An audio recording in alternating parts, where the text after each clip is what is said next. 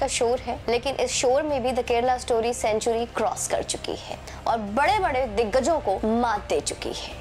वहीं पे जैसे आपने देखा द पॉलिटिकल इंडिया टीम, सुमन पांडे की टीम ने केरला स्टोरी को एजेंडा और प्रोपेगेंडा कहने वालों के मुंह पे करारा तमाचा मारा। हमारी टीम ने केरला के रियल विक्टिम्स के ऊपर पूरी वीडियो क्रिएट की। केरला स्टोरी पे हमने वीडियो बनाई। उस केरला स्टोरी को एजेंडा और प्रोपेगेंडा कहने वालों के मुंह पे करारा तमाचा लगाते हुए हम उन विक्टिम्स के पास पहुंचे जो सच में कन्वर्जन का शिकार हुई, जो कि कन्वर्जन सेंटर में जाकर हमारे देवी देवताओं का जिन्होंने अपमान करना सीखा। और ये सारी चीजें वीडियो में आप उनके इंटरव्यू में उनके जुबानी सुन चुके हैं। तो पीड़ितों की कहानी, केरला के विक्टिम्स की कहानी हमने उन्हीं की जुबानी आपको सुनाई है। तो अब अगर कोई कहता है कि केरल स्टोरी एक प्रोपेगेंडा है, एक एजेंडा है, एक झूठ है, एक राजनीति का प्रपंच है, वोट के लिए किया गया है, तो ये वीडियो उन्हें पहले शेयर कीजिएगा और कुछ ना कहिएगा। और दूसरी तरफ एक शोर है दोस्तों बागेश्वर धाम की, बाबा बागेश्वर धाम उर्फ धीरेन्द्र शास्त्री की। बाबा बागेश्वर धाम सरकार के बहाने सनातन पर निशाने। अब आप लोग इसको किस तरह से लेंगे, ज्यादा दिमाग के घोड़े ना दौड़ाइए, पूरी वीडियो को अंत तक देखिए और लाइक का बटन अभी दबाइए, अंत तक देखना है। इन दोनों दोस्तों बाबा बागेश्वर धाम सरकार उर्फ धीरेन्द्र शास्त्री पटना की राजधानी बिहार में है। बाबा बागेश्वर धाम सरकार के बहाने सनातन पर निशाने, इसका इशारा आप लोग समझ गए होंगे, और नहीं तो वीडियो को ऐसे भी अंत तक देखें और लाइक का बटन अभी दबा दे दोस्तों। बहुत ही दिलचस्प होने वाला है आज का वीडियो। इन दिनों बाबा बागेश्वर धाम सरकार उर्फ धीरेन्द्र शास्त्री हम सबका बिहार में है। शास्त्री जी बिहार पहुंच गए हैं। बिहार यानी कि ज्ञान और शिक्षा की तपस्थली। बिहार यानी कि वो प्रदेश जहां राजा दशरथ ने श्री रामचंद्र सहित अन्य अयोध्या नंदनों के जन्म हेतु ऋषि श्रृंगी के आश्रम में यज्ञ किया और उनके जन्म होने के बाद उनका मुंडन संस्कार भी यही किया था, यहीं पे हुआ था। कितने लोगों को ये बात पता थी, कमेंट बॉक्स से मुझे जरूर बताइएगा। दोस्तों वो बिहार जहां सर्वजन उद्धारक प्रभु श्री रामचंद्र ने देवी अहिल्या को गौतमी ऋषि के श्राप से मुक्त करा चेतना शून्य पत्थर से विवेक युक्त इंसान बनाया था। ये बात कितने लोगों को नहीं पता थी, ये भी कमेंट बॉक्स में बताना है आपको। वेद व्यास जी की जन्मस्थली बिहार और सत्य सनातन का एक ऐसा बेटा बिहार जिसकी भक्ति और शक्ति दोनों ही अतुलनीय है और उसका कोई तोड़ नहीं है।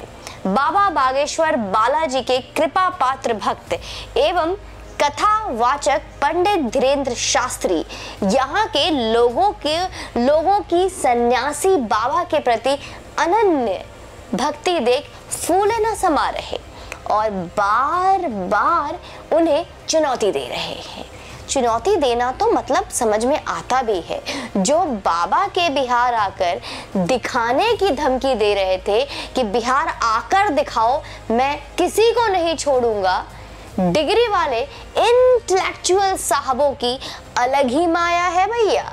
उन्हें 21वीं सदी का कौन सा भारत देखना चाहते हैं ये तो उन्हें भी नहीं पता और उनके बारे में शायद उन्होंने स्वप्न में भी नहीं सोचा। लेकिन बाबा बागेश्वर सरकार के कथा में आए लगभग इससे अधिक ही होंगे 10 लाख लोगों की भीड़ देख वो इसे ही 21वीं सदी का भारत मानने से इनकार कर रहे हैं।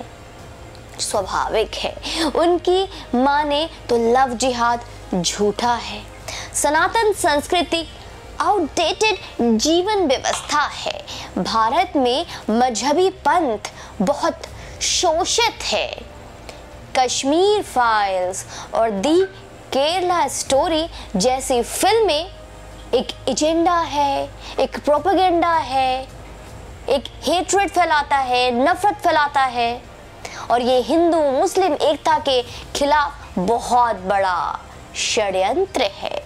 जब महाराज धीरेन्द्र शास्त्री जैसे युवा मन हजारों लाखों करोड़ों हिंदू युवाओं का आवाहन कर उन्हें अपनी जड़ों की याद दिलाते हैं, उनको उनके सनातन इतिहास के बारे में बताते हैं, तो वामपंथी चाचा चाचियों और उनके अनचाहे औलादों के सीने में सांप लौट रहे हैं और जलन होना आरंभ हो जाता है। फिर से कहूंगी, स्वाभाविक है। आपने देखा नहीं कि कैसे लालू के सुपुत्र बाबा बागेश्वर को बिहार न घुसने की धमकी दे रहे थे, कैसे अपनी पूरी सेना बना रहे थे, कितने इंटरव्यूज, कितने वीडियोस वायरल हुए। अगर बागेश्वर बाबा हिंदू मुसलमान भाई को लड़वाने के लिए आ रहे हैं तो मैं उनका विरोध करूंगा, उनको एयरपोर्ट पे घेराव मैं करने का काम करूंगा। अगर बागेश्वर बाबा आएंगे और हिंदू मुसलमान को लड़वाने का काम करेंगे, अगर भाईचारे का संदेश देंगे आकर के कि हिंदू मुस्लिम सिख ईसाई हम सब हैं भाई भाई, तो उनका बिहार में एंट्री हो सकता है, नहीं तो फिर सोचना पड़ेगा।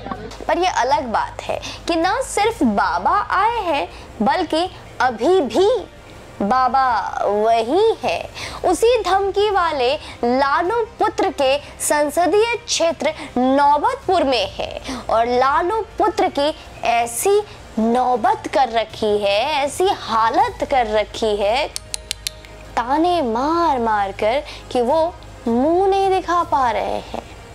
मुझे खुद तरस आ रहा है। वैसे आप कभी ये सोचे हैं कि श्री कृष्ण बनने वाला, कभी कृष्ण बनने वाला तो कभी शंकर का भक्त बनने वाला तेजू ऐसी बहकी बहकी बातें क्यों कर रहा था? Any guess? आपको क्या लगता है? दरअसल दोस्तों, धीरेंद्र शास्त्री और बाकी कथावाचक काम तो एक ही करते हैं ना, राम नाम का प्रचार, बालाजी का प्रचार, सनातन संस्कृति का प्रचार, हिंदू धर्म का प्रचार। लेकिन इनमें और बाकियों में फर्क क्या है? बस इतना है कि ये राम राज्य की स्थापना के प्रयास में है और बाकी राम नाम के प्रचार को ही पर्याप्त समझ रहे हैं। पर वक्त अब किसका है, ये आप बखूबी समझते हैं। जब राम राज्य की स्थापना होगा तो ऐसे बेवकूफों को हमारे आराध्यों की नकल करने का साहस कहां और कैसे रह जाएगा? विचार किया है इस पर कभी आपने? जिस हिंदू मुस्लिम एकता की बात, ये भाईचारे की बात ये गोल टोपी वाले यदुकुल कलंक कर रहे हैं, वो एकता सच में मजहबी भी चाहते हैं या नहीं, ये तो पता करना बनता था ना, तो ये पता कर लेते। ये तो पता ही नहीं किया। हिंदुओं के साथ अल तकिया का सलूक किया जाए, ये सिखाती है उनकी किताब। पिछले इंटरव्यू में आपको सच्चाई दिखा चुकी हूँ, किसी भी तरह की दुविधा में अब मत रहिएगा। अल तकिया समझते हैं आप? सुना है कहीं इसके बारे में? शायद सुना होगा, कई बार आपको शायद ये शब्द सामने आया होगा। आपसे जो एक मजहबी दोस्ती निभाता है ना, वो दरअसल अल तकिया का एक पहला स्टेप है। अल तकिया यानी कि आपको इस गलत फहमी में रखना, सिर्फ आपको गुमराह करना कि वो आपका भाई है, दोस्त है, और धीरे धीरे आपको भीरू हिंदू बना देगा। और क्या बना देगा? भीरू हिंदू समझते हैं ना? अब ये नहीं समझते हैं आप? वही हिंदू जो केरल फाइल्स में आसिफा बाकी लड़कियों को बनाती है। और द केरल स्टोरी नहीं देखा तो ये मैं एक्सप्लेन नहीं करूंगी, आप देख कर आइए आसिफा लड़कियों को क्या बनाती है। ठीक वैसा ही जो अपने हिंदू माँ बाप को पाप मुक्त करने के लिए कलमा पढ़कर माथे पर अपनी ही औलाद, अपने जननी को, अपने पिता को, अपने माँ के ऊपर थूक दिया जाता है। ये अलतकिया का प्रोसेस है दोस्तों, जिसमें आप मजहबी के संगत में रहे और वो आपको धीरे धीरे अली मौला अली, अली मौला अली करना सिखा दे। उससे बड़ा कोई प्रोटेक्टर नहीं, उससे बड़ा कोई भगवान नहीं, ये आपके जहन में डाल दे। बस इन्हीं अल तकिया वालों के लिए बाबा बागेश्वर धाम सरकार आज बहुत बड़ा संकट का विषय है। वो अलतकिया वालों का तकिया हिंदुओं के सर के नीचे से ऐसा खींच रहे हैं कि हिंदुओं का सर धड़ाम से बिस्तर के सख्त लकड़ी से टकराता है और उनकी बेहोशी और ये जो पूरा एक भ्रम और ट्रैप जाल में जो उनको फंसाया जाता है, उस बेहोशी से निकलकर वो होश में आते हैं। अलतकिया का तकिया लव जिहाद से भी अधिक खतरनाक है दोस्तों। बड़ी मीठी नींद में सोते हैं हिंदू। इस तकिए पर सर रखकर आराम से सो रहे हैं। नींद इतनी मीठी होती है कि धीरे धीरे इनसे इनके आराध्य छीने जाते हैं और इनको पता भी नहीं चलता। और फिर धीरे धीरे इनसे इनकी हिंदू पहचान छीन ली जाती है।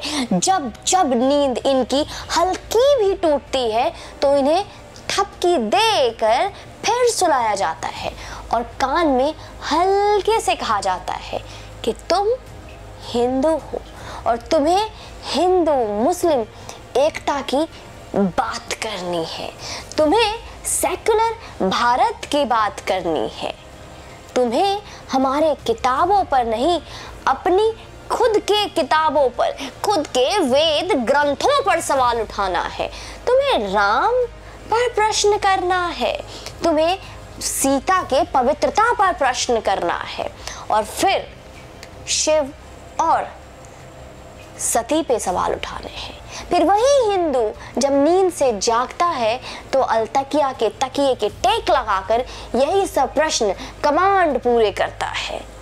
यही तो कर रहे हैं ना आज हिंदू, प्रश्न कमांड को पूरा कर रहे हैं। बाबा बागेश्वर बालाजी के भक्त पंडित धीरेन्द्र शास्त्री इनके लिए एक ऐसी सुनामी लेकर आए हैं जो इनके सारे मकड़ जाल को अपने साथ बहा ले जाएगा और ये नंगे हो जाएंगे। फिर इनका रूप सबके सामने होगा। तो बस यही नहीं होने देना था ना लालू पुत्रों को, और इसीलिए ये सारी नौटंकी कर रहे थे मेरे सनातनी दोस्तों। लेकिन जिनके सर पर हो बजरंग बली वो तो भैया मचाएंगे ना खलबली, क्या समझे। जिस बिहार में बड़े बड़े राजनेताओं को 10,000 की भीड़ जुटाने में 50 लाख से अधिक खर्च करना पड़ता है, सच है ये। घर पर गाड़ी भेजनी पड़ती है, ट्रक बस भेजने पड़ते हैं, पैसे बांटने पड़ते हैं और कहीं तो मदिरा भी बांटने पड़ते हैं, चाहे वो कोई भी सरकार हो। वहां बागेश्वर धाम सरकार की एक छोटी सी झलक पाने के लिए 10 लाख से भी अधिक सनातनी श्रद्धा पूर्वक आए तो नेताओं के माथे पसीने आना तो स्वाभाविक है ना। ये 10 लाख की भीड़ भी एक बार नजरअंदाज कर ली जाती, एक बार मानो नजरअंदाज कर ली जाती अगर एक ही जाति की होती तो। अगर ये सिर्फ और सिर्फ ब्राह्मण या राजपूत होते या क्षत्रिय होते तो। यहाँ तो सब है, क्या ब्राह्मण, क्या भूमियार, क्या कोयरी, क्या कुर्मी, क्या राजपूत, क्या बनिया, क्या यादव, क्या हरिजन। जातिवाद भी खत्म हो रही है दोस्तों। यहाँ तो सिर्फ सनातनी हिंदू आए हैं और सनातनी हिंदू सिर्फ हिंदुत्व का परचम लहरा रहे हैं। अब जहां की राजनीति ही आडवाणी जी की श्री राम मंदिर रथ यात्रा का रथ रोकने वाले से चलता हो, वो ऐसे अचानक रंग भेद भूलकर सबको सनातनी बनते देख, अपने जाति को भूलता हुआ देखकर सिर्फ हिंदू बनता हुआ देख सर तो चकराएगा ना। बिहार तोड़कर शासन करने वालों की नींद इस बात से उड़ी है कि ये सनातन का कौन सा साधक है जिसने सभी सनातनियों को साध लिया है, सभी सनातनियों को जगा दिया है, जातिवाद भुलाकर हिंदू बना दिया है। आयतित तर्कों के दम पर कितना भी बवंडर बतिया लिया जाए, लेकिन सत्य यही है कि इस देश को केवल और केवल धर्म ही एक कर सकता है। जाति में ना बटो, हिंदू बनो। कश्मीर से कन्याकुमारी तक भाषा अलग है, विचार अलग है, संस्कृति अलग है, दृष्टि अलग है, भूगोल अलग है। फिर भी ध्यान से सुनिए, जो एक चीज एक है वो है हमारी और आपकी जो मुझे साउथ से देख रहे हैं, नॉर्थ से देख रहे हैं, ईस्ट वेस्ट जहां से भी देख रहे हैं, वो है हमारी सनातनी पहचान। कृष्ण शास्त्री उसी पहचान पर गर्व करने का संदेश दे रहे हैं। उसी पहचान को राष्ट्र की पहचान बनाना चाहते हैं धीरेंद्र शास्त्री। बागेश्वर धाम सरकार अपनी बातों को शहद की चाशनी में डुबोकर नहीं बोलते हैं। वो समय के समसामयिक मुद्दे पर स्पष्ट बोलते हैं। राग नहीं अलाप रहे, वो स्पष्टता पर बिलीव करते हैं।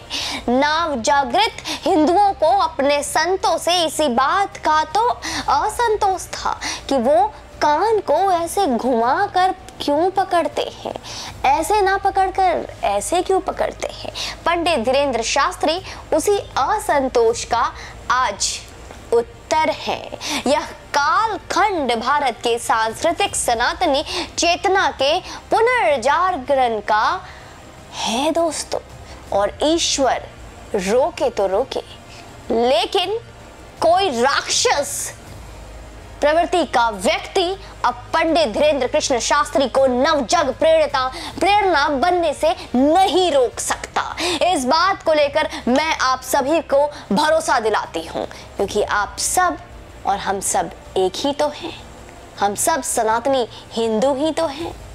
तो इंतजार क्यों कर रहे हैं? वीडियो को शेयर कर दीजिए और उन विधर्मियों के पास भी इन वीडियो को जाने दीजिए जो पूरी प्रयास में लगे हुए हैं धीरेंद्र शास्त्री को, बाबा बागेश्वर को झूठा पाखंडी साबित करने में लगे हुए हैं। उनको ये वीडियो दीजिए, जख्म पर मिर्ची और नमक जैसा काम करेगा। जय हिंद, वंदे मातरम।